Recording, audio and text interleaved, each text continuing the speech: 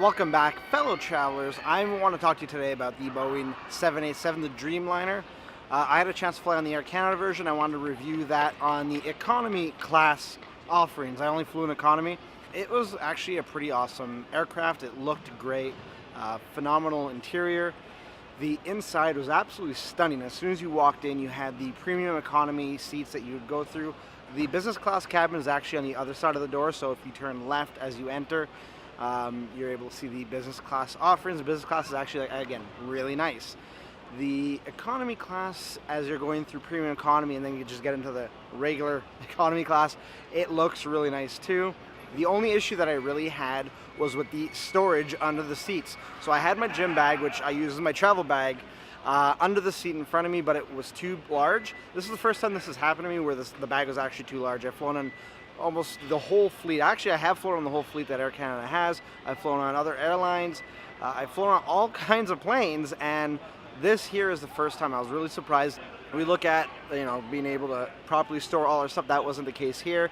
I had the bag protruding out into the middle of my feet, or in between my feet rather, and it was kind of uncomfortable. It was a shallow storage area. Now the overhead bin storage is actually pretty good. No complaints there.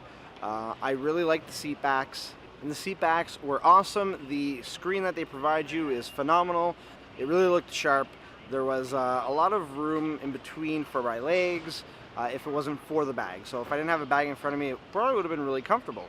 The seats themselves are fairly comfortable. I was only in the aircraft for an hour and a half, so the reason that I actually flew on this aircraft was there was a aircraft swap from Toronto to Ottawa where they had to upgrade the aircraft because there was a few cancellations due to a storm. And because of that, we got the Dreamliner. So I was on the plane for, I'd say, gate to gate, 2 hours, and that's because we had to stay on the tarmac for a bit because there was a storm.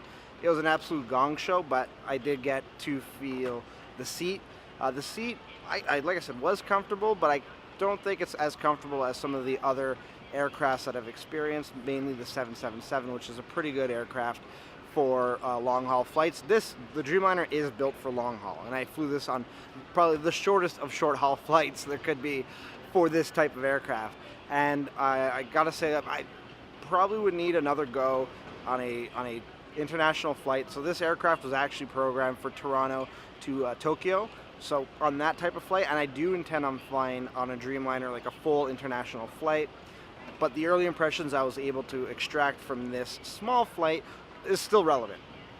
So I would highly recommend checking the aircraft out. The in-flight entertainment was awesome. The seat was good. It looked great. The only issue would be the storage that you would have in front of you. If you're on a full flight, and chances are if you're going on one of these destinations that Air Canada uses this aircraft for, you will probably want to consider carrying on a smaller bag so that you can fit it properly in front of you and still have room to maneuver your feet. You don't want to be caught, 8, even 12 hours on a flight not being able to really move your feet because the bag is just sticking out slightly and you've got to keep your legs perfectly at a 90-degree angle. It'll drive you nuts after a while. So keep something smaller with you, or conversely, board early. Make sure you get your stuff in the overhead bin. You should have room for both your bags in the overhead bin if you board early, so keep that in mind.